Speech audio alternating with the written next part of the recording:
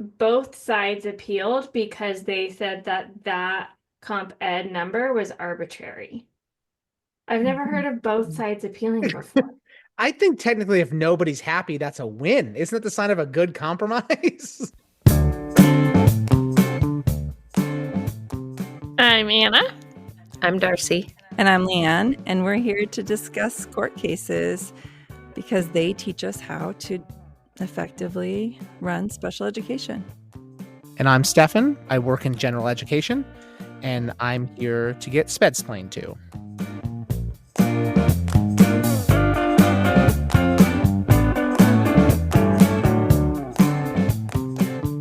This one is out of Pennsylvania. I got it from the Perry Zirkle. Is that how you say his name? That resource? You guys know what I'm talking about? Mm-mm. Oh, No, really? nobody. We're on I Zoom. thought we were doing Nobody can see Washington anything. State. You've got a bunch of puzzled faces in front Harry, of you. you guys should utilize Perry Zirkle. He is like a specialist in education law, and I don't know if it's once a month or something. He sends out legal updates, but it's from all over the Okay. country of like big cases that are happening. Look at me sharing a resource with you two. Wow, I Normally love this is the it. other way around. Um, yeah, I think I heard about him from Franklin Day. But it's interesting. So this is on the implementation of the IEP with staffing shortages, which I feel like is extremely relevant in our region, especially. So It's becoming less though. with Oh, qualified, do you have data on that? I yeah. do. I'll pull it up while you talk. Okay. I'm going to need to see the data because I feel like there's less openings, less job openings. Are they Yes. qualified applicants, not just filling the position? Well, I don't know. I could give you the updated certification numbers, which I think I did last month. Like we're still the Hmm. highest region for people in process, but in process is considered certified. Yeah, I mean, they have something. A lot of them have a teaching degree, just not an endorsement in special ed. Oh yeah, that to me, like I think when I think of in process, I was assuming they were in the process of getting a degree. A bachelor's, yeah. Yeah, There's some of those too. yeah. Okay, let me tell you a little bit about this kid and the classroom. So this kindergartner um classified it with autism and a speech and language impairment. Their IEP placed them in an autism support room 85% of the day and then 15% gen ed.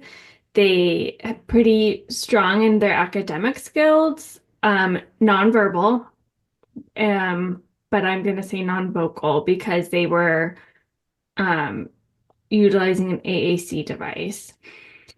So the case also noted, which I thought was really funny, that the student was easily distracted. He's 5. Like, come on, guys. What 5-year-old is not easily distracted? And he was showing self-stimulatory behaviors and was on partial day because of them. Well, because of the behaviors. I can't imagine they would put someone on partial day from stimming. I'd be concerned. I mean, maybe it depends what it is.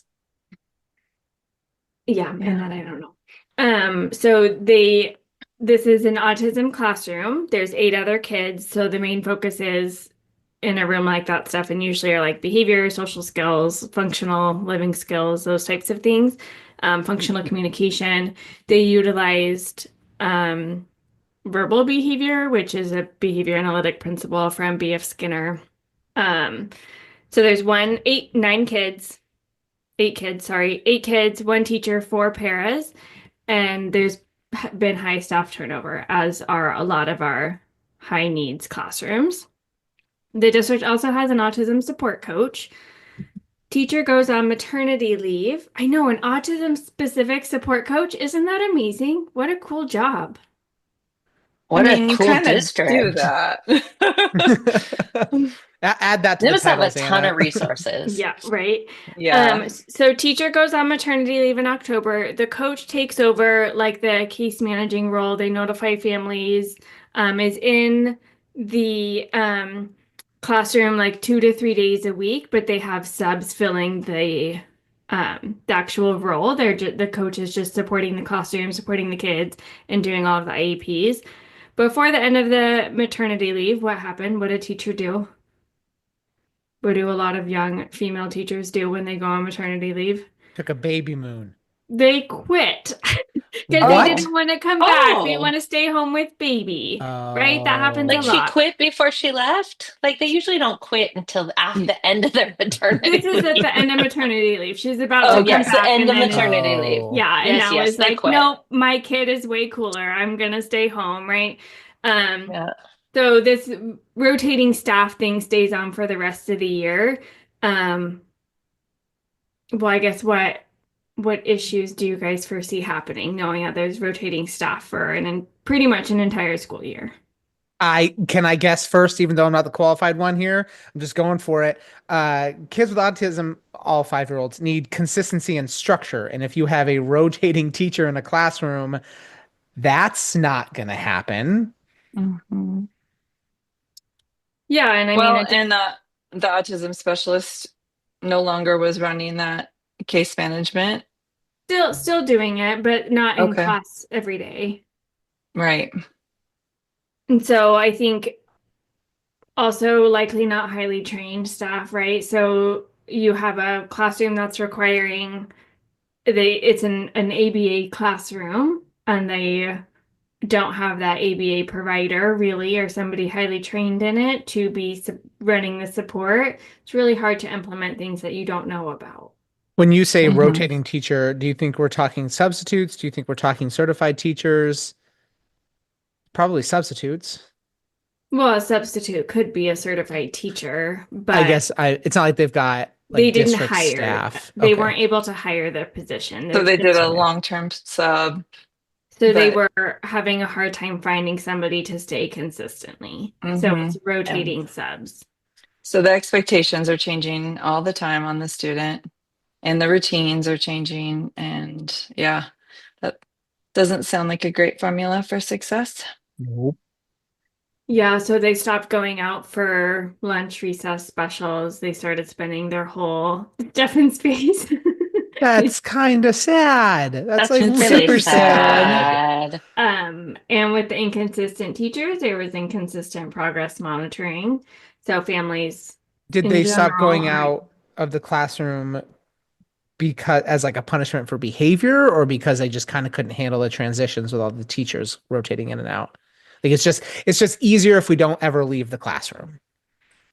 Yeah, I mean, this doesn't specifically say, but I would think that like not I don't know that it's necessarily punishment because it's easier if that kid's not with you. Oh Really, yeah. like if that really hard kid, if he's supposed to be out this part of the day, let's put him out. Hmm. But I would say it's a lot easier to run things with less transitions.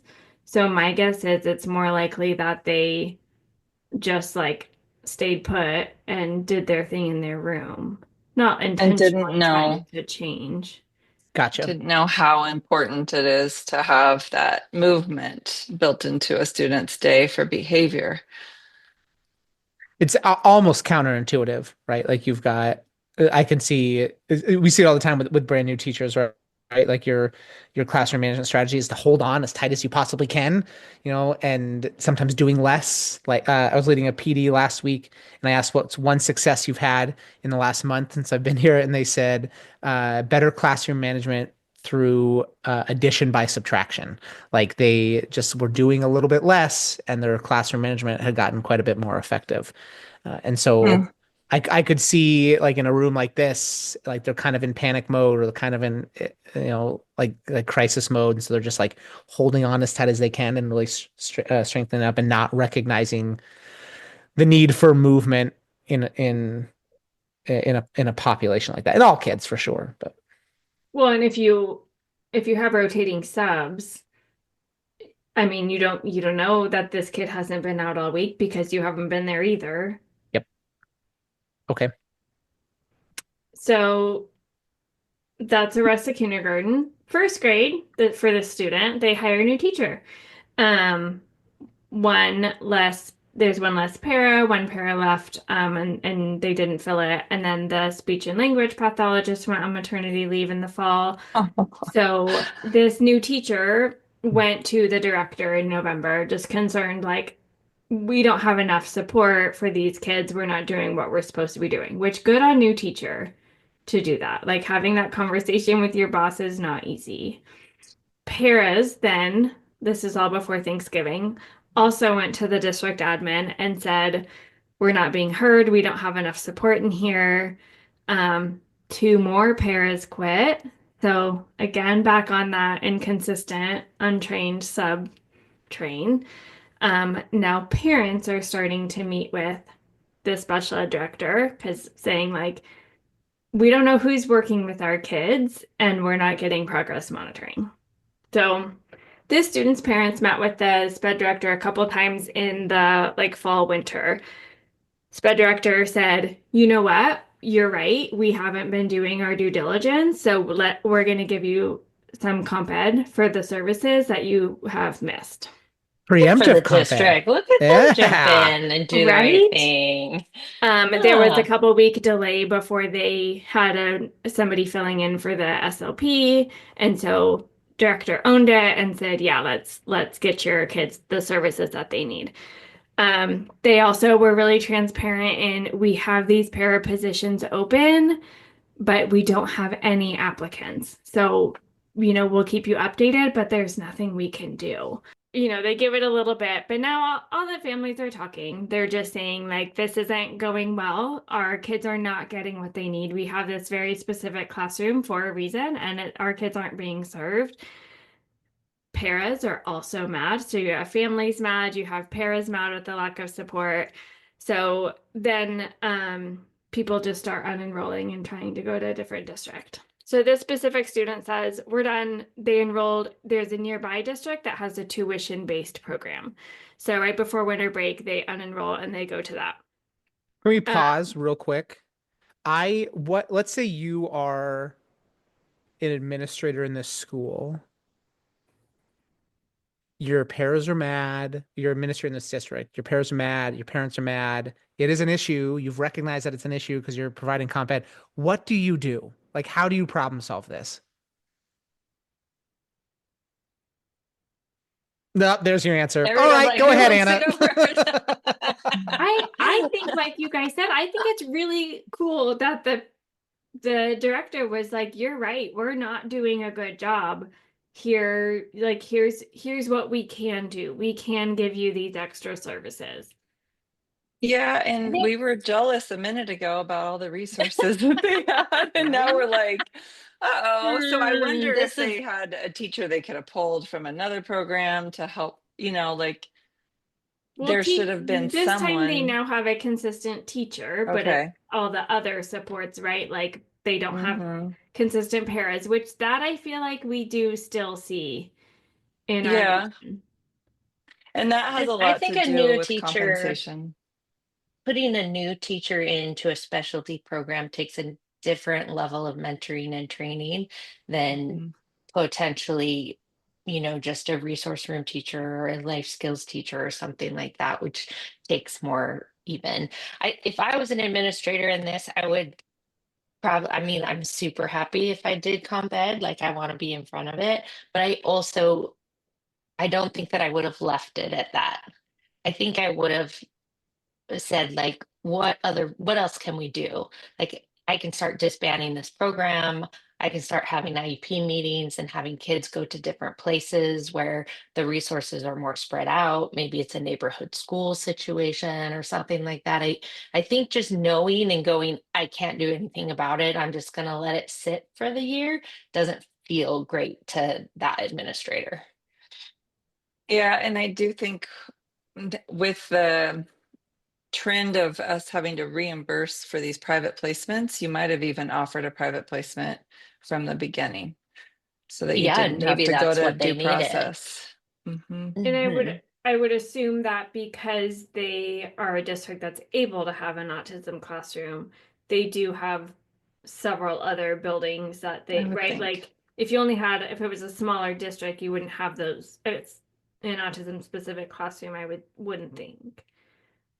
It also makes me kind of question this, like that autism specialist title that you shared out at the beginning. What was it when she first got hired? Like, I built a whole Autism program coach, I think. around one person. Like, Mm, no one else could probably do this, right? So if I That lose makes this me feel like person, I've lost this opportunity because I'm not saying I have this teacher and she's really effective with kids. I can find another teacher effective with kids to run this program. And we really sold the families on this one person. one having an autism support coach is what I have. I would think Mhm. that that means there's more than one autism classroom in the I district. would think so. I also feel like maternity leaves, you have 9 months to plan. I also think there might be a way bigger issue with why paras aren't staying that the administrator should dig into. Um, is it contract stuff? Is it support training? You Culture know, at the building. yep. What can we do different to retain our para support staff? So talking about culture at the building, because I see that a lot. What as a sped director, not building specific, can you do to help that? Oh, I think you can do a ton. I think you Hmm. can be out in the buildings. I think you can be in classrooms. You can be checking in with principals, like how in front of scheduling, are they getting the same lunch? Are they getting recess? You have to be thoughtful about your onlys in a building, just your culture and how your singletons fit into that culture. Right. So, like special ed, we're often like the portable in the back. That doesn't really feel like we're super included in all of the things happening. So now I already have kind of a like, well, I feel left out from the rest of the building. Right. And so, what is that culture within that building to make sure that that person is feeling supported and that if somebody here's screaming next door that they come over and they open up their door and go, hey, you okay, you need my help, right? Like there's like those things that we inherently do. And so I think directors have a lot over that. I also think it makes a really big difference if your approach is we can build this up versus burn it down. mhm.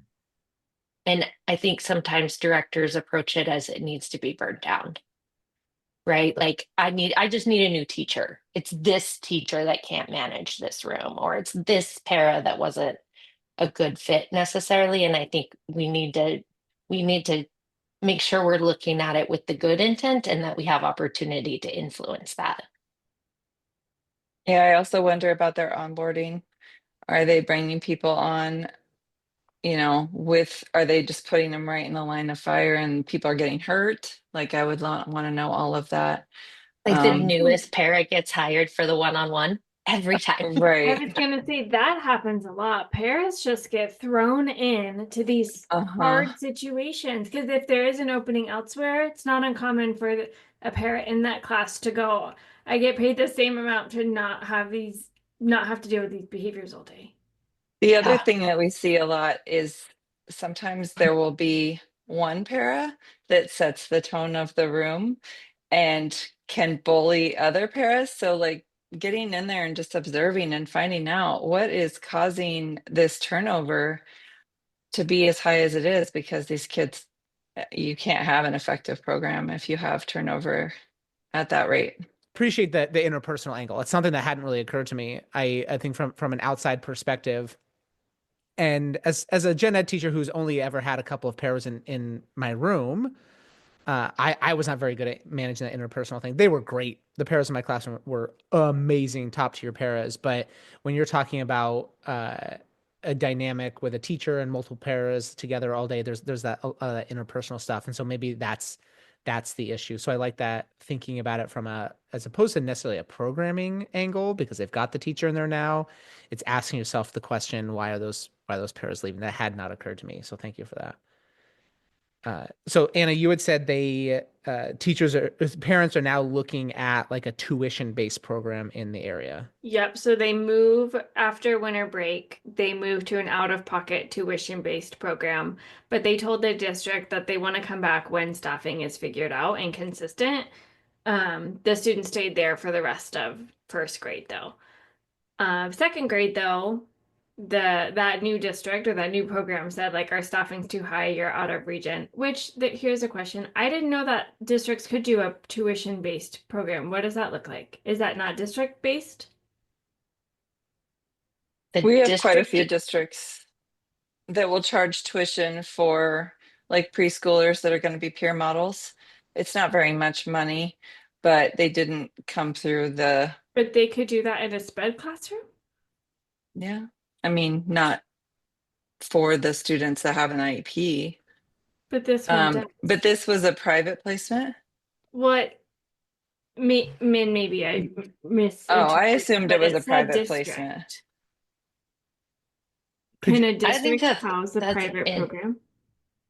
Yeah, no, we're free and appropriate education. I don't Right? know that, there's got to be an that's acronym for public. that. Oh, yeah. I think Yeah, that that must be would be private. really interesting. I wonder if that's like a state allowable or something, and they have a different process than safety net to recoup funds. I Because mean, it's I don't think you Pennsylvania. We could don't. do that in Washington. Hmm.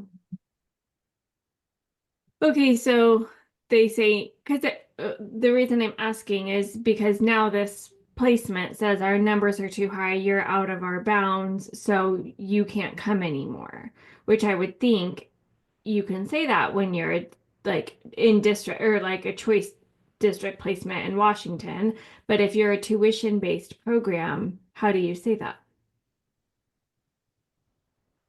I mean, you still have choice outside of your bounds. So I can see how they have to prioritize Are even there tuition bounds for based. tuition-based programs?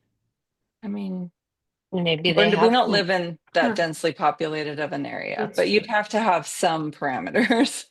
I would just, Yeah. I guess my thought of a parameter, and I know nothing about public stuff or private stuff like that, but I'm like, if you're paying, you get the slot. That's how I would think that You they would you'd approach it. think you'd think that's I how like think a there's private plenty of private placements that have wait lists, though. I mean, they just Yeah, get that's too true. full.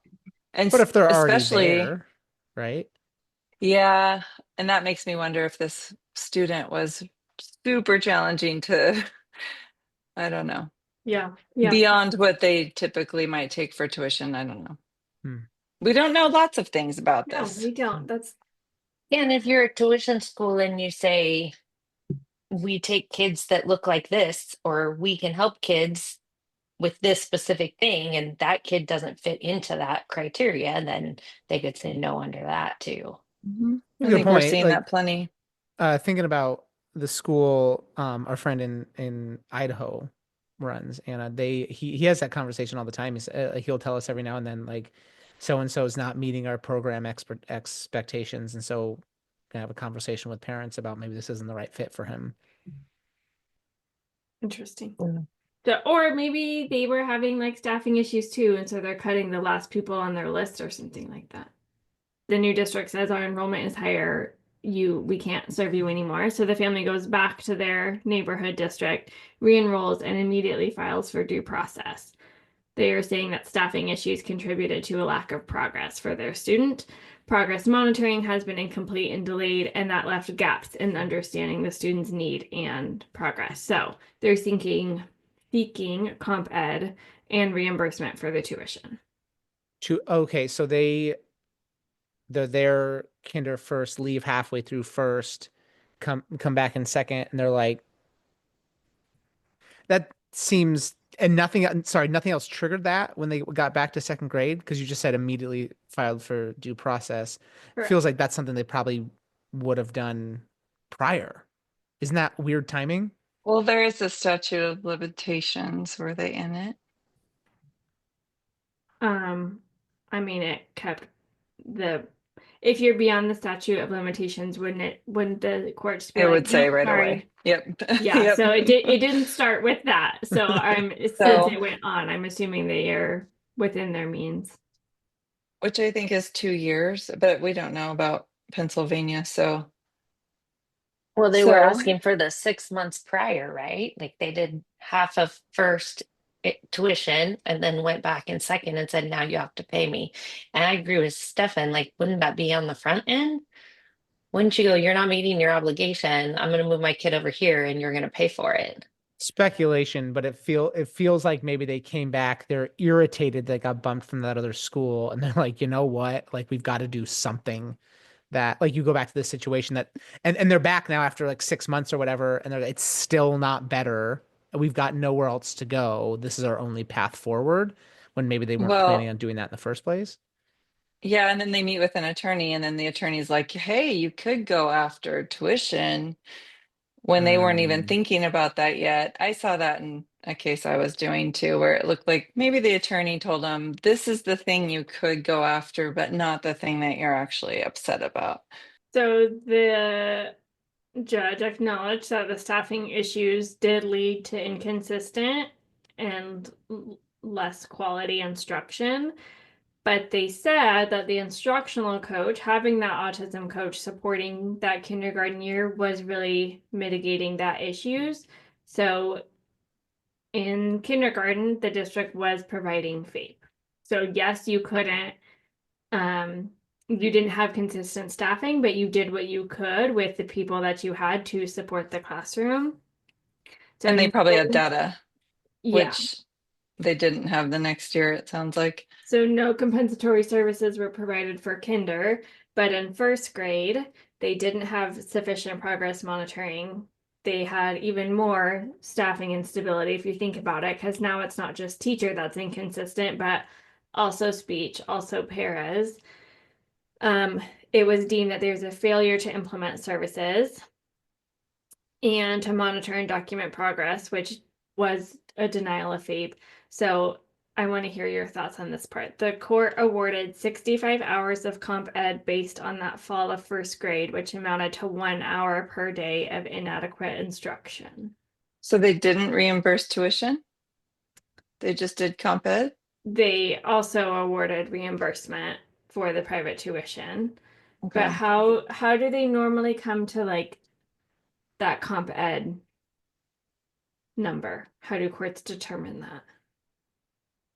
Oh, I don't think there's a single formula for it. I think they just come up with some reasonable calculation and go, well, we decided it was this.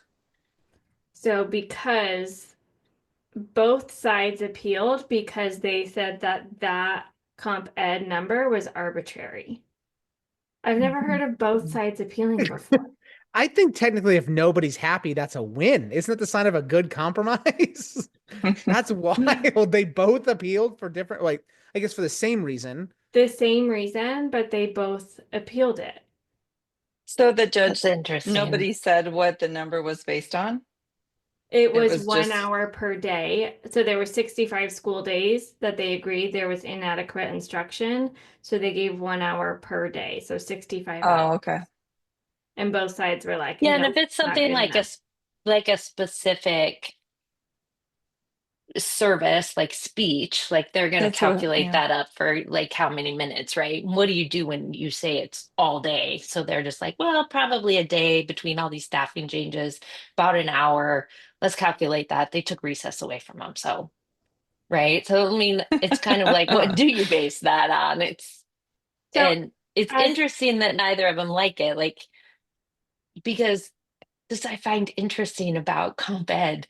You're so unhappy with what's happening at the school that you want more of it. Hmm. That's what I was thinking. Yes. I'd rather have the tuition reimbursement. I mean, now I'm going to be like, raise my hand and go, well, Judge, could you give me less actually? Because I'm not super thrilled with their new teacher. Well, and I'm guessing the district thought 65 is way too many, and the family thought it was way too little. Is that? that I mean it doesn't go into it that with that detail, but I would assume that's true. So what like you guys hearing, having been district directors, hearing an hour a day, like the 65 hours, would you be unhappy with that? From the school district end, I wouldn't go back and appeal it. No, I've got no. angry families. I'm trying to rebuild a connection. I've got this kid for another 20 years. Yeah. Mhm. Like appealing it does me what good? Yeah.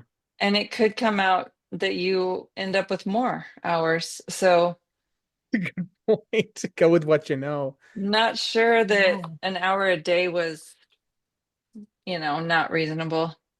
if they said the whole program wasn't FAPE.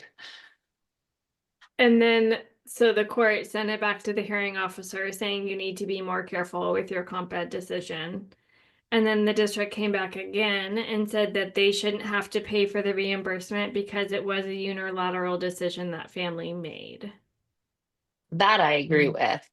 I thought it was odd that they paid tuition because the family didn't say this isn't working, pay tuition, we're moving the kid.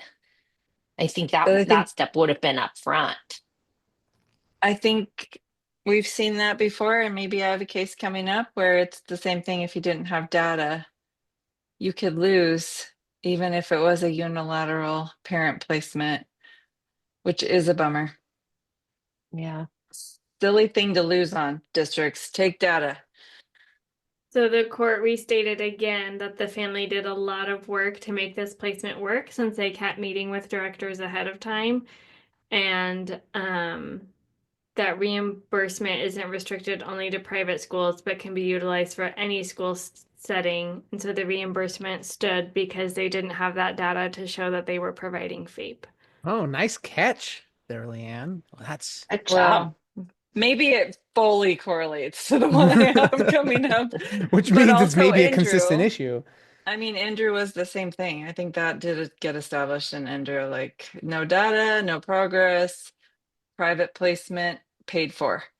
But we've also seen locally, we had a case just like this where private placement didn't get reimbursed because the district had a ton of data showing that they were making progress. So data is everything, people. So That I makes sense, right? Like Hmm. if you can prove that what you're doing is working, that protects you from just a vindictive parent who, uh, yeah, no, I guess it just covers your butt, right? As opposed to like you're doing all these things, you're meeting your obligations, you are setting appropriately like aspirational goals, and it prevents a parent from just saying not good enough, pay for my private Right. education. Yeah, that makes sense. all of that being said, so it's kind of a like 50-50, right? Family, well, district obviously lost a little bit more because they lost a lot of money in this situation, but they didn't have to do all of the comp ed requested. But now is there like, would there be a fear that, well, there's 7 other kids that were in this exact same placement that went through similar thing? Is there a fear that those families now also come asking for comp ed? Ooh. I mean, there are those attorneys that are ambulance chasers in special ed too, so they could contact all the other families and bring them in for sure. But we also know that comp ed goes to those people who lawyer up, unfortunately. So maybe the district could be proactive and say, here's what we're going to do. They could offer group 65 hours. I don't Yeah, know. that was my question is like, and so now you're in the district's position. You've got this one family of, you said there are 8 in the class, right? You've got this one family of 8 who has essentially just won a lawsuit. And so these other 7 are going like, well, why not us as a Mhm. district? I guess you guys touched on this a little bit, but what do you do to head that off? Like, hey, we're going to proactively offer comp ed. We're going to uh like Yeah, I take a, mean, you could do a summer program of 65 hours and offer it for all of them. I'm That'd be a thinking lot as a, easier than a each day. like if I'm a parent of a kid in that class who's not the one that went through due process, and like what's not going to be good enough for me is kind of what we were talking about before, which is we're going to work on the interpersonal relationships of our classified staff. Mm. I'm going, I don't care because I'm probably uninformed in the how important that is in the classroom, right? Like I don't want to hear that you're working on like staff getting along or staff working together. I want to hear about, what's the academic, how are you going to address the academic needs of my kid? So I think while that foundational work absolutely has to be done and probably should have been like happening in tandem, yeah, so, okay, so summer program or something that will I recoup think some of I that. texted it, maybe I only sent it to you, Darcy, a couple weeks ago. There was that New York Times article about like the New York School District or whatever their district is called that like told families they would provide these services as long as they signed something saying that you're not going to sue us because of it. Yeah. Yeah. Did you see that, Leanne? Yeah. That's always a good call. What happened? What?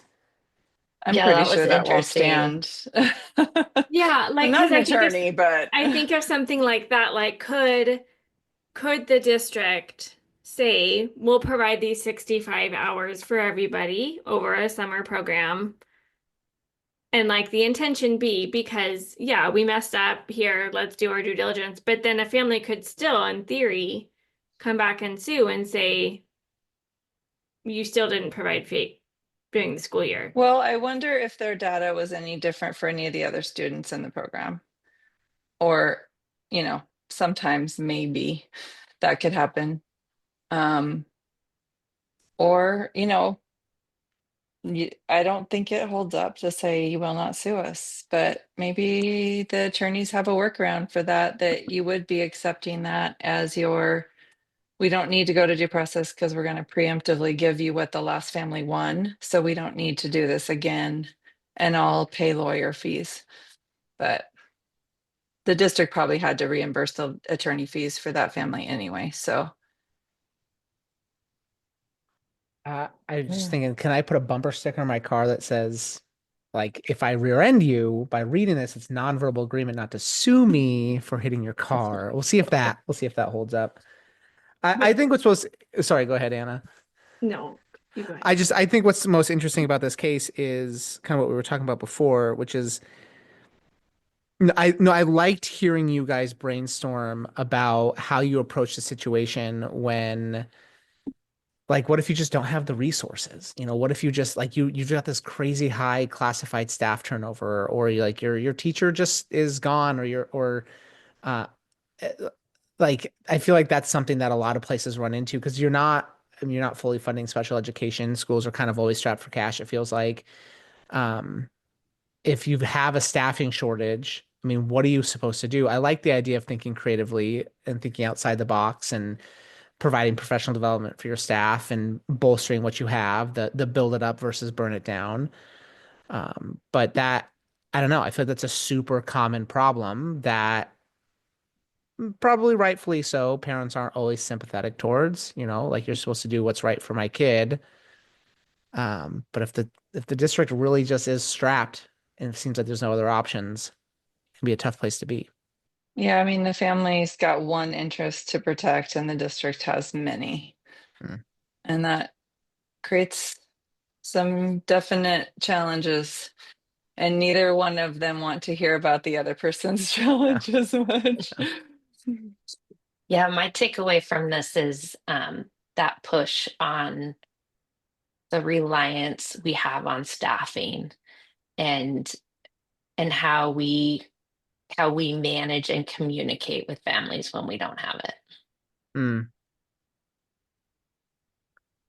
My takeaway, I'm going to steal Leanne's probably, is take your data, apparently. Like record your data because that can really save your butt.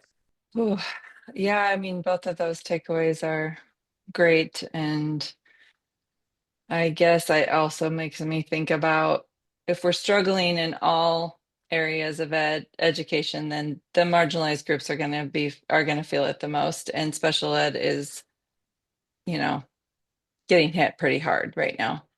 And these lawsuits don't make it easier to work in special ed. I think my takeaway is coming at it more from like a new-ish to leadership lens in how can we creatively problem solve and wrap around our staff in supporting that interpersonal culture and building and recognizing that when there's a turnover like that, there is a problem that needs to be solved because that does trickle down to affect kids. Thanks for tuning into Spedsplaining. If you have questions or thoughts about today's episode, we would love to hear from you. Head over to our links in the show notes where you could drop your questions, join the conversations, and connect with us. Don't forget to subscribe, leave a review, and share this episode if you found it helpful. Until next time, keep learning.